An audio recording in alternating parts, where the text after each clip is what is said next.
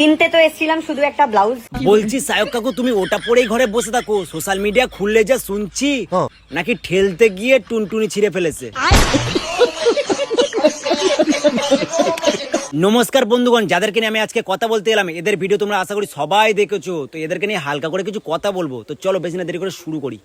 Facebook যখন আমি first open করেছিলাম তখন ফোন স্ক্রল করলে কত ভালো ভালো ভিডিও, কত ভালো ভালো ব্লগ ভিডিও, ফানি ভিডিও, ভালো ভালো নিউজ। আর এখন ফোন খুললে ভাই, এখন ফেসবুক খুললে, সোশ্যাল মিডিয়া খুললে ভাই কার কটা বিয়ে হচ্ছে, এ যদি 4টে বিয়ে করে তো ও 5টা বিয়ে করে নিচ্ছে, কার বউ কোথায় শুয়ে ঘুমাতে গিয়ে আবার ধরা পড়ে যাচ্ছে, আর শেষে এসে কি শুনছি একজন নাকি পোঙা মারতে গিয়ে ট্যাঙ্গা ছিঁড়ে বসে আছে।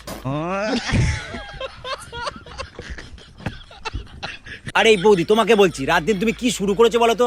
সারা রাত দিন এটা কি বিচার সালিসির জায়গা? এই ফেসবুক, ইউটিউব, ইনস্টাগ্রাম এগুলো কি বিচার সালিসির জায়গা?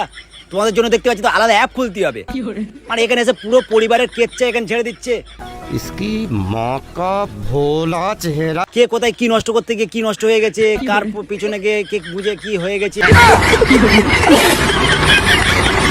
আর ফেসবুক খোলা যায় না, খুললেই ভাই মুখের সামনে এই এটা ওটা ছিঁড়ে গেছে, এর বুঝে ওর এ হয়ে গেছে, ওর